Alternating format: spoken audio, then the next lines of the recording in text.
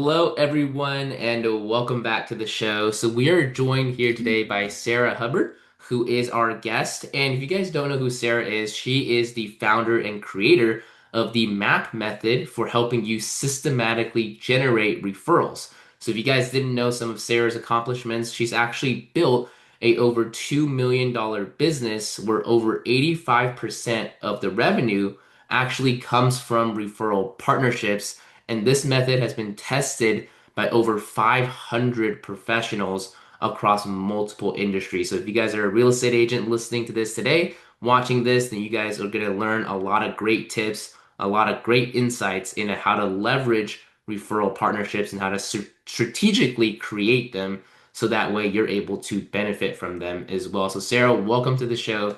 Thank you so much for joining us here today. Thank you for having me, my friend. I'm excited to be here. Absolutely. So before we get started, I would love for you to have an opportunity to just share a little bit about yourself, your background, so that way our audience knows who you are, kind of where you came from, and how did you get to where you are here today. Sure. So, I have been in the mortgage industry for just coming on 15 years now. I totally fell into it, as most of us that, though I will say real estate agents actually have a passion for showing homes, so they get to do the fun things, like see homes. But I fell into this career. I'm a former athlete, and thought I was going to be a physical therapist.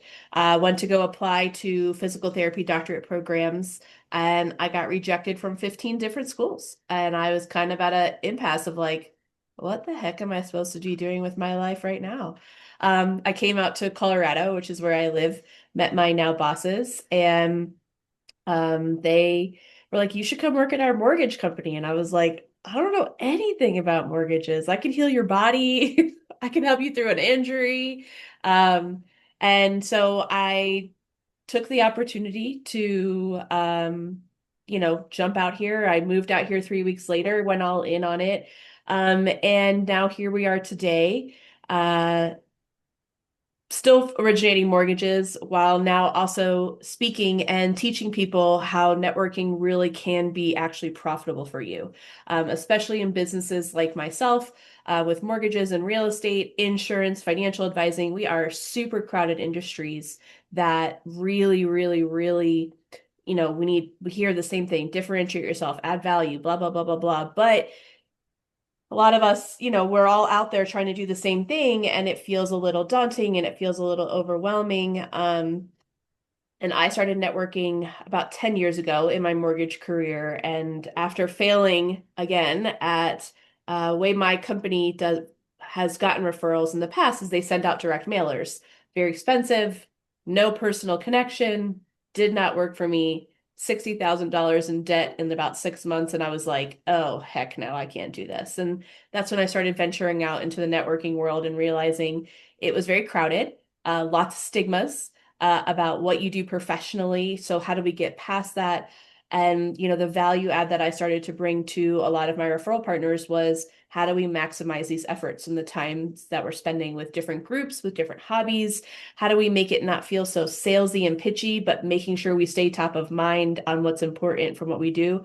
And now, 3 years later, I'm speaking on stages, publishing a book, and helping other professionals in specifically the in service-based industry. I love helping mortgages, real estate agents, the firm, as I call it, um, insurance and financial advisors, because we're crowded and we spend a lot of time out there. We do a lot for others, but we also need to be making sure we get some stuff back for ourselves. Yeah, absolutely. So I think it's interesting that, you went out there and you're now able to teach other people how to network strategically as well, because like you said, networking is something that I think everybody thinks they do and everybody thinks they do well, but Yes. only very few people do it correctly. Is that correct? I completely agree. Or we have the people that are like, I should be doing this. I hate it. Like very like I could never go walk a room. Like I could go work a room in 5 minutes and be like, where are we going? I am a super extroverted, fuel off humans. It makes me really happy, but most people do not fall into that bucket. And a lot of people get stuck into what I call is just the socialization aspect, because there is socialization aspect to networking. To get to know people, to build relationships, you have to know who they are, how they operate, what makes them up as a human. So there is some of that, but I think what happens a lot of times out there is that the actual like work piece of it, the systemization and how you are doing follow-ups and how you're talking about things, um, it gets kind of lost and sounds like everybody else versus being something that stands out and being memorable. Right. And would you say that's the biggest mistake that you see service-based professionals go out there and make when they're networking is that they maybe focus a little too much on the socialization aspect? Or do you see the biggest mistake being something else where maybe they're spending their time, doing some things or not talking enough or talking too much? What would you say I'd to get say balance? a little combo. So I would say first trying to be somebody else because they think they're more successful than them. So if I mimic what they do and say, then I'm going to have just as much success as them. That's the first and foremost thing that I see as somebody do that I don't encourage them to do that. I think you can get great ideas and I mean, don't get me wrong, I get newsletters from a variety of different professionals and sometimes I'm like, oh, that was a great idea. Why didn't I ever think of that? And I'll repurpose that content and put my own spin on it. But I think there's people out there that try to be somebody else instead of sticking with the magic that they are. And then you don't attract the people that you actually want to work with. And your job feels 100 times harder and 100 times more draining when you are kind of faking it and trying to show up as somebody that you are not. And then the second piece of it, I would say, is very much like kind of like what you were saying is we show up, we think we're friends, and then we're building these relationships and we think that they're professional, and there is a professional aspect, but the messaging maybe isn't that clear or why you are the trusted, knowledgeable one versus somebody that you met at an open house. How do we continue to be that? I think is something that people really struggle with a lot. Yeah, and I think a lot of times when you go to networking events as a professional, you kind of know who's in the industry as well, and you kind of talk with the same 4 or 5 people over and over and over again, and you're Yes. actually not making new connections. And it's a comfort thing for a lot of people. You gravitate to who you know. You might have had a really long day. You might be exhausted. There could be 100 different factors going on that really kind of ju are that really kind of make up how you show up that day. But you have to push yourself to make new connections, whether it's something that you need for your business or it's expanding your reach in your community or whatever it is that you're doing. Gotta have a different intention every time. And even if it's just one person that you meet that's new, and then you still socialize a little bit, that's okay. But it's just going to be a lot slower of a burn to get that reach that you're looking for.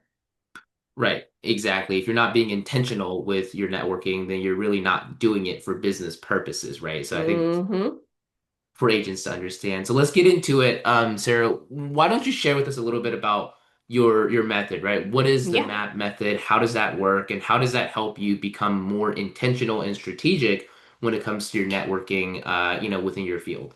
Yeah, so it's funny, I didn't even realize that like my framework I was teaching had like a certain like words. AI told me he's like, hey, did you realize that this spells out map? And I'm like, huh, no, thank you so much though.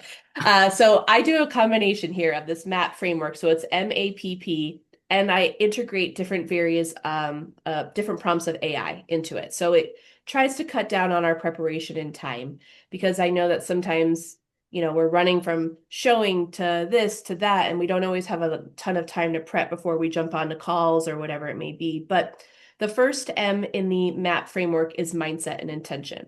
We talked about this a little bit earlier, but I'm going to dig into it a little bit more here. Mindset and intention, the mindset piece of it is how are you really at this moment in time, right? What is going on in your business? Is it a struggle? Is it mediocre? Is it crushing it? We go through all of these different cycles all the time. And you have to be dialed in onto what it is that you are feeling that day. And then also what it is that you need at that point in time. So if you go in, I can't tell you how many times people are like, yeah, I just showed up. I kind of wung my 30 second and, now I'm just kind of mingling about. If you don't have direction, even if you're just going in to expand a footprint of meeting new people, you've already wasted probably another few weeks of your efforts of, being more about how we do this. And then the mindset and intention piece of it, there's a lot of networking groups out there that will send you either a headshot list or you can get a list of who's going to be at that meeting, even if you're at a conference or whatever it is. And the prompt that will be in the show notes and stuff after, it basically, if you can drop those who's going to be there. Even if you have like 5 people, the prompt will give you icebreaker questions for you to talk with them, why they would be a good person for you to talk to, or if there's a room of 50, who do I target for the 5 people to target at this room, right? Is it, I've gotten put into ChatGPT has told me like you should talk to this virtual assistant company. And I'm like, why would a virtual assistant company make any sense for me as a mortgage lender to connect with? But turns out he has been the greatest asset to people when I am going over with them and coaching them. And they're like, hey, I want to scale, but I don't know how. I'm doing too much. I'm drowning. I've referred out to him. He's handled them beautifully. He's in Texas. I'm in Colorado. I'm licensed in Texas. So he's referred some refinance business from his friends to me. And I would have never sought him out at a networking event if ChatGPT hadn't made the suggestion of like, here's why I think you and Mark would be a good fit. Because it turns out we're both, very well connected, extroverts, and all of that came from the headshot list. And then I dug deeper and I went into their LinkedIn profiles or their Facebook and their socials. And I just asked ChatGPT, hey, here's all this information. What do I need to know about this person? So that's kind of the first piece of how you can set up being intentional with your time, right? I've also got a 3-year-old. I don't have hours on end anymore like I used to, where we could go to a networking event for 2 hours and then go for drinks after, and I could roll home at 9 and it wouldn't matter, right? I now have to be home at 7 because it's really important for me to put my toddler to bed by 7:30. So I may have only an hour or an hour and a half to maximize my efforts. So if I have a little bit of a list or a little bit of a direction of who I want to speak with that might be in that room, I can also ask others to say, hey, is so and so going to be here today? Can you bring me over and introduce me to him or her? Right. And so it gives you kind of a leveraging tool if you're like, I don't really even know what my ask is. Use those people that are in the room that are very extroverted and let them kind of break that ice for you as well. It's just another kind of tidbit of information that I would suggest. Yeah, absolutely. I think it's really important that you have to understand where you're coming from first before you're able to jump into a networking event successfully, right? So understanding your Yes. mindset, where you are, what do you need? And what I really picked up from what you just shared is the fact that you're actually leveraging AI in ChatGPT to help enhance your networking experience or your networking Mm-hmm. results as well. So you're able to basically allow ChatGPT or allow AI to help you prepare before going in so that when you're saving time, you're efficient and you're effective at the same time. So that way you're not just Yes. kind of bumbling around talking to anybody and just not really knowing, right, if you're going to get something out of this conversation or not, which I think a lot of Yeah. people do waste time on that too. They do. And I mean, AI, you could use it in Claude, Gemini. My prompts are, I'm just using chat because it's my preferred way that I usually start. But that it's not always perfect, but I mean, even like at chambers of commerces, you may not get a list of who's going to be at there, but you can throw in who are chamber members, right? There's usually a member page where you can throw in, and even if they're not at that event, you can still say, hey, do you know so and so? And they may or may not know them. And if they do, hey, would you mind just making an introduction? I really wanted to meet them today. I think we've got a lot of great things that we could do together business wise, and I'd love to get to know them, right? That is a mindset and an intention. Whether that person's there or not, you still went in and got your ask in, which is really, really, really huge. And it helps build a little bit more of that momentum when you're out doing all the things in the community. Right. Yeah. Knowing who you want to talk to, I think that does save a ton of time, right? It does. Before you It actually does. do the conversation. Yeah. So that's mindset and intention. The second letter A is authentic presence. And the mindset and intention kind of leads into authentic presence, where you need a plan, you need to see where you're at, and then you need to show up as you are. Each of us bring a ton of magic and value, whether you're introverted, extroverted, ambivert, real estate agent, mortgage professional. I don't care what you do professionally. We all are more than what we do professionally. Now, as entrepreneurs, does it take up 90% of our lives? Heck yes, it does. But every time I get introduced to somebody and they're like, I'm like, oh, I do residential mortgage financing, and you see their demeanor change. I imagine that people that are real estate agents also get that same type of like Another one. Oh, they're just out for themselves, right? And that bothers me more than anything else is I'm like, I'm also a mom. I'm also a softball player. I also love beer. I love a great meal. I'm a bit of a foodie. I read. Like, there's so much more that makes up who we are. So, the word authenticity right now is getting thrown around like crazy. It's just, be authentic, be real, be authentic. And this is easier for some people than not. I'm a big wear my heart on my sleeve kind of chick. You pretty much, if you know me, you know what's going on in my life. Like, there's no like bars that hide behind or anything like that. And that's me. But that doesn't mean that has to be you. But you do need to let a little bit of who you are shine when you're out in public, whether it's good, indifferent, or bad. I do tell people at this point in time, and I feel like I should say this out loud, please avoid politics. Please avoid all of that unless you're there for a political gathering.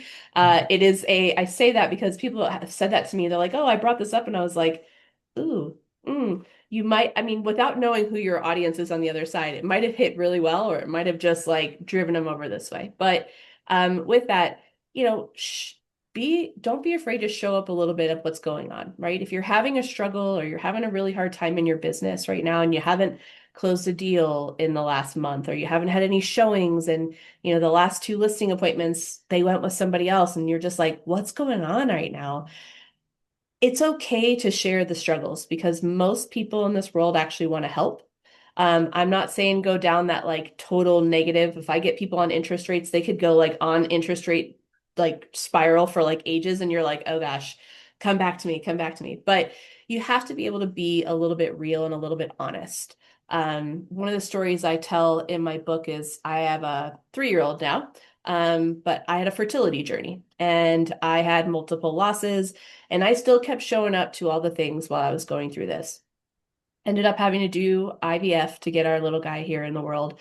And I was open about it, but that was me. A lot of people, when it comes to fertility, are very closed off. It's a very personal thing, and I am never here to judge one way or the other. But what I will tell you is, after really complicated pregnancy delivery, my little guy came 6 weeks early. I was in the hospital for 6 weeks prior to delivery. I had dinner at my doorstep for 45 days from my community because they understood what was going on in my world. And that was the easiest way that they could contribute, right?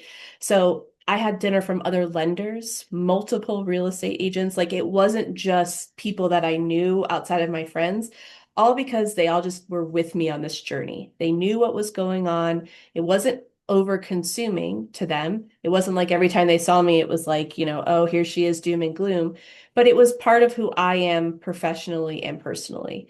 And so that authentic presence, whatever you decide to, share or be real with, is really, really important that you lean into it and you feel comfortable with it. But you have to share a little bit of who you are. Yeah, I think that's important too. And I think when you share something, as important or as powerful as, what you're going through or what everybody else is, whatever you're going through in your life, it actually helps other people open up as well because sometimes you never know, right? You might run into somebody who's having similar issues or have somebody in their family or know somebody who's going through similar issues and you can connect on that as well. So again, I agree with what you said, right? Not everybody has to share everything about their lives, and you Right. definitely don't want to get into a downward spiral where you're just talking negative all the time. But be open, right? It's okay to share because you never know who you might run into that, you find that you guys have a lot in common just because you opened up that little bit. And really don't Yeah. be a judge. So No, and it's true. I mean, I tell people here a lot like curiosity is king in this aspect of the framework where, if you aren't willing to share, but you can ask some curious questions to get somebody else to share, because maybe that makes you feel a little bit more comfortable first before you reciprocate and share second. That's a beautiful thing as well. And when you get somebody to share a little bit about themselves, a lot of times it's very difficult for them to stop talking about themselves. So, it's just a kind of our human nature of what we do. So that's really, really another huge aspect that if it's really difficult for you to share some of the magic that's you, curiosity and add some questions to pull out what's going on with that other person is a beautiful way for you to one, learn about them, and two, be able to show some of that authenticity and compassion right back to them. right, exactly. You never know, right? You never know who you can find that you can find that spark of connection, right? And it takes a little bit of bravery, but it's important to do that as well. So Yes. let's round it out. What are the last two aspects? Right. Last two, precise messaging. I'll be super brief but blunt about this. You can help anybody. Stop saying it. You can help anybody because nobody can grasp onto what you do when you say the word anybody. You really need to be very specific about what your ask is. We can help a boatload of people, but my two people that I prefer to help are first-time home buyers and people that own businesses because I network with 99% of self-employed business owners, so I became very proficient at those. So when I'm having an ask, I'm digging into the actions of what a first-time home buyer is: marriage, babies, dogs. In Colorado, this is a big deal. People get a dog, they want a bigger yard, they buy a house. I thought it was a really odd thing, but it turns out it's a real thing. Um, don't use industry jargon in what you say you're going to do. And give people something tangible to grab onto so that they can help you. A lot of times I hear people that I can help anybody if you're looking for a house. It's too broad and it doesn't give your audience something to go with. Oh, I was sitting at my holiday dinner last week and so mentioned that their lease was up. This could be a great introduction for so and so, right? So, like, that's how, you have to be very, very, very specific. We also all have one of these, a cell phone. If you feel not comfortable talking about what it is that you do, record yourself doing it, right? Nobody's got to see it. You don't have to post it anywhere, but you can see how you talk. You can see how you deliver. And is it even what you want to be saying at that point in time? Because a lot of times you think you're saying something, and what everybody else is hearing is the complete opposite of what you're trying to go for. Or you're missing, there's a connection where they're like, we kind of understand what you do, but then we're not really bringing it home as to how these two actually fit together. I've had a real estate agent, one of my networking groups for a long time, and she talks, and I know she's a real estate agent because I've known her for years, but when she talks, it's very unclear that that's what she does. She talks a lot about, the fun stuff of real estate, but not necessarily about the negotiations or why it is important for you to have a real estate agent. And she talks a lot about money. And so when people hear that, they're like, do you do the financing side or the real estate side? Because a lot of times people think money with mortgage. Regardless, you really, really have to dial that in. Don't be afraid to try out some new things. Put a little humor in there if that's your gig, if you're sarcastic, whatever it is. But the prompt that I have, it'll help you give a good start to your 30-second introduction. And, work with it, try it out, but you have to be specific and you can't help anybody. You can, but don't say you can. Right. It's too broad. It Too covers too broad. many people. And and you as somebody who's listening, right? Somebody who's on the other side of the conversation, you don't want to be grouped in with everybody and anybody. You want to feel unique and special, right? So how do we make Hmm. somebody feel unique and special by presenting them as, oh my God, you're my ideal audience, right? They Yes. should feel like that, not just like another person that you're trying to make money from. Yeah, and I think a lot of times if you're standing in a room, everybody stands up, hi, my name is, and this is what I do. Don't be afraid to disrupt it a little bit. Don't be afraid to come out with a statistic or a question and, just break up the monotony of, hi, my name is, and this is what I do. You want to be able to say that, but you don't have to start with that. You can throw it at the end. You could throw it in the middle. I change it up all the time. But you need to be just very clear, pretend you're talking to a 10-year-old, leave out that you can help anybody, and just start getting specific. And, break it into quarters or months or every other week. One week you talk about veterans, the next week you talk about first-time home buyers, and maybe you go back and forth between those two things for a month or two or a quarter and make sure it really solidifies in and then move on to the next group of people that you may want to help or target that time of year. So that's just something that I think is really, really helpful, especially with the type of industries that we are in. Right, exactly. And then what is going to be the last aspect Yeah. of the map method? How do we round this out? Purposeful follow through. And this, my friend, is where everybody kind of craps the bed. And I say that with a lot of love because we go out, we have this great conversation, we had this meeting, you throw them onto your email list, and then nothing. Nothing happens. I mean, you might have done a little bit of what you said you were going to promise or do with the introduction, but then there's no follow-up, there's no other communication, there's no reach out. Or if there is, I know some other mortgage professionals that, are like, they'll text the real estate agent on Friday after they had a coffee and they'll be like, I'm available this weekend if you need anything. And it's like, what? That How about, hey, do you have any open houses? Do you want some help to this weekend? Or like just something that rounds it out that, yeah, you could be available, but that's not going to shock a real estate agent in any fashion possible. Most real estate agents, it shouldn't shock, I should say. But that purposeful follow through part is really where the magic happens. When I leave a meeting, I lean into my chat GPT a lot and I talk to it. And I will, driving in between, I'll be like, hey, I just had this meeting with Melanie. She is a book publisher. She lives in Arizona. She's got two kids that are 12 and 13. And I'll just have it go into chat GPT, and then chat GPT is linked to my CRM. So it'll put those notes for me into my CRM, but I'm brain dumping everything that I found out about that person, whether it was in 5 minutes, an hour, whatever it may be. So it gives me tangible points of how I could help them in the future or what I can revert to back when I'm asking about a follow-up question in the future. And then I label everything in my CRM A, B, C's, or nothing. A's are, hey, you're a great person thus far. We could really fuel each other's businesses. We need to be talking every few weeks.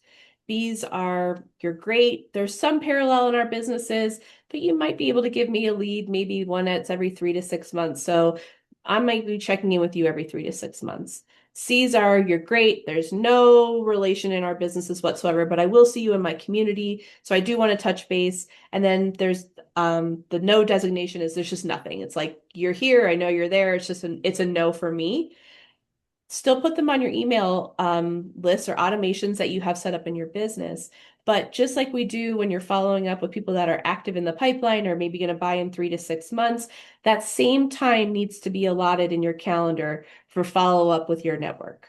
Okay. Whether it's an hour on a Friday, whatever it is, mine happens to be on a Friday, so I'm picking that out on Friday. But, I send them text messages or, hey, I listened to this podcast. It was super, super informative, made me think of you. Let's grab coffee or a drink, right? That this is where that, adding value piece is really, really important, but it doesn't need to be complicated. It just needs to be personable, right? Those little tips and tricks that I, unloaded about that person or my CRM system. Oh, I remember them telling me that they were taking that vacation. They did a cruise. Let's see how that cruise was, right? A cruise can be talked about a week after or 3 months later because God only knows when people take vacations, right? So it just makes them think, oh, she remembers. It's again another personal connection, but you have to stay consistent on those. A one meeting, it was magic, and then nothing else happens. That's where everybody gets frustrated. They're like, oh, they're ghosting me. Networking is a waste of time. It is a long game to build the relationship and the trust, and you have to stick with it. I use AI. Again, my CRM is through Microsoft Dynamic 365. It is not complicated. Okay. There is a lot of great CRMs out there. You could use an Excel spreadsheet if you wanted to. It doesn't need to be complicated, but it does need to be systematized. And AI is another beautiful tool that can help you systematize and say, hey, you marked 5 people as an A and you haven't reached out to them in the last 6 weeks. So maybe we need to do that, right? Or whatever it may be. But those right there are the framework that I believe brings us a lot of success. And the people that execute all four of those pieces, however it is that you are as a person and the magic that you pour into people, you will have success through networking in your business. Right. And I think that's the last piece is very important as well because a lot of times people don't really know what to do after meeting somebody. They have the best first meeting. A lot of people have that, but afterwards they don't know what to say because sometimes like maybe they're feeling really great that one day when they first met them, but then 2 days later they're like they don't feel so great. So they're not in the same energy level, right? So they don't Hmm. want to reach back out anymore and they don't know what to do and then that relationships go it goes cold and they no longer have that relationship anymore and it just becomes like a stranger. So I think that last piece is very important for people to just tie it back because they need to be treating their referral relationships just like their clients and not just have one touch but actually make it a follow-up process later on so that way they can remember you and refer you business and of course vice versa as well. Yeah, and to reiterate to what you just said, when you are reaching out to people, it's not just like your automated email system, okay? Like this is actual personal touches like you would do for your clients. we tend to do a lot of client events, client appreciation events in the real estate and mortgage world. So why aren't you doing some love for your referral partners or potential people that build out your community, right? That's a real differentiator right there. Now, I'm not saying to go spend hundreds of thousands of dollars on, some bougie event, but you put people together and get your network to meet other people that are in your network. That's a beautiful thing and can expand even if there's three other lenders in the room or five other real estate agents. There's something to be learned from all of us. And so you have to keep in touch with them. It's the most important piece to the entire puzzle with this framework. Yeah, and I like what you said about not being overcomplicated, right? Not trying to Hmm. complicate things. Just say something, remember something personal about the other person, and then connecting with them through that as well. And then that allows you to be able to stay a little bit more consistent, instead of trying to spend so much time where it's becoming overwhelming for you just to stay in contact with your referral relationships as well. So I think that's very important too, in order to, be able to stay in contact, but do it consistently so that way you're not feeling like, this is something that you have to spend a ton of time doing. Yeah, I mean, it's time, don't get me wrong. But AI also, I mean, you could say it, hey, I need emails to go out to these five people, little bit, and let it draft the email. And if it sounds good, copy paste it, right? Not the first time around with ChatGPT, give it a little bit of personality, but it can pop out five email responses for you that it could even, send out for you pretty quickly, in what probably would have taken us an hour, maybe somewhere around 15 or 20 minutes. And that's a huge time saver for a lot of us. Yeah. And then, I love you that you keep going back to using AI, right? Because a lot of people, they probably don't think about how AI can actually help them through networking. They probably might think of it as like two completely opposite things, right? Where AI is this very tech-based, kind of away from people situation. And networking is, you going out there and talking to people, but you're able to connect to help you make it a little bit more efficient, but of course, help you get better results as well. So I think that's important for people to think about. And then a question that I have, think for a lot of people who are maybe getting started in networking Mm. or wanting to take their networking to the next level is how should they start picking networking events? Because there's, if you're in real estate, there's hundreds of thousands of them, right? Just happening in your backyard. So how do we pick the best ones for you to go to?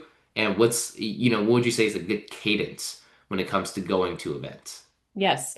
So, depending on your schedule of life, I never recommend being committed to more than three networking groups at a time. And this is a lot. The reason why is when you do decide to be with a group, free, paid, whatever it is, consistency is key. That's what starts building trust. When you say you're going to be somewhere and you actually show up, um, that is the first trust building block that you're going to do. But when you're trying to find events, it depends on budget, right? When I first started, I didn't have a huge budget. I had a lot of me time, but I didn't have a lot of dollars in my pocket. So for me, I started with a lot of my local chambers of commerces where I either lived or where my office was.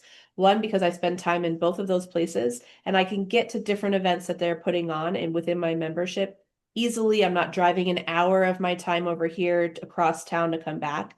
And a lot of times chamber of commerces are pretty inexpensive bang for your buck. So my first year, I think it was like $450 and I got access to a women's group, a leads group, a business after hours, whatever it is. But when you are really trying to find it, it's just kind of like a trial and error. I say if you can find something that has a hobby that you love, great place to start because you are already shining with what you are enjoying your time to do.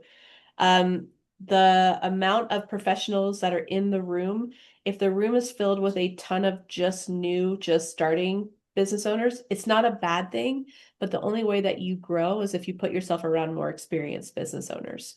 The Chamber of Commerce that I happened to join when I first started, I walked into one that was very seasoned, very tight knit. Most of these business owners have been doing business for like 15 years. So I had like built-in mentors around me without them knowing that they were my mentors because I watched a lot. But a lot of it is trial and error. And so you can use Meetup, you can use all the free tools that are out there to find groups. A lot of times the free groups, they're not bad, but you're not going to get a lot of traction from them because a lot of people just come for one free one and then they don't consistently show up. You do have to have a little bit of skin in the game, and just find the right group of people that challenge you, make you feel good, and your energy level is increased instead of drained after you go. This is a huge piece of it. If you can go 2 times to a networking group, the first time, anytime you go somewhere, it's gonna be like, oh, those people were great. They were so kind to me. Energy was really, really great.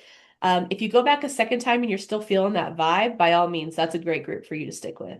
But if you go a second time and it's just a little flat or it's not quite what you want or you're not excited to go, it's just not a right fit, and that's okay. But there's a ton out there. I'm a part of a BNI group. It wasn't supposed to be what I was doing this year. BNI is for those that don't know, it's Business Networking International, weekly networking event, industry specific. And you have to pass leads, recommended leads, or a minimum of leads every single week, sometimes month, depending on how your group looks at it.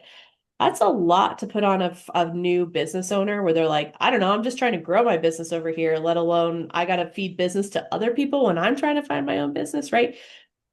But I'll tell you, I've closed like I haven't even hit a year yet, and I've closed like 75,000 in total closed business from my BNI group. So it's a powerful tool if you find the right group. But you got to read energy, start off, make sure it fits within your budget. Don't strain yourself because then that's just going to bring another financial burden on there. And try to find something that maybe incorporates your hobby into there. But again, no more than 3 commitments and be consistent about it. So if something meets weekly, you probably only have a commitment for about one other networking event. If things meet monthly or biweekly, you might have time for another one, and that's okay. But really look at that schedule to dial it in and make sure that you're not just missing or not showing up for things, because that is just a trust killer in a lot of different ways. Right. And if you're meeting with the same group of people, right, then they start forgetting who you are, right? Because every time you go to an event, it's another touch, right? Mm-hmm. And then if you just stop showing up, people are just like, oh, what happened to this person, right? And then show Yes. up again a few months later, they're like, oh, you must be new here. They might not even remember you. It happens a lot, and people are like, "Oh, well, you've met me before," and I'm like, "Oh, well, I'm Sarah, so let's redo this again, right?" And it's consistency is key with wherever you decide to spend your time. There's lots of us out there, real estate, mortgage professionals. Don't get turned off if there's other people in that community. I try to look at a little bit more of an abundant mindset.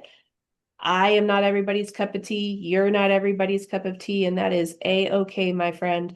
There's a lot of things to be learned from other people that are going through the same struggles that you are in real estate, in mortgage, and whatever it is, because I guarantee you, nobody's going through these cycles of up and down and they're not struggling, right? They may not feel like they're struggling as much of no showings. They may only have one or two, but that's a huge down month for them. And everybody feels that pain and that struggle. So sometimes having these people in your corner as a mentor, as a resource, as just somebody that you're going to interact with in the community is not a bad thing.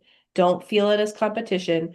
Go in it with curiosity. Go in it with, hey, I'm thinking about doing this. Have you ever started this? Have you ever done this before? Pick their brain about it.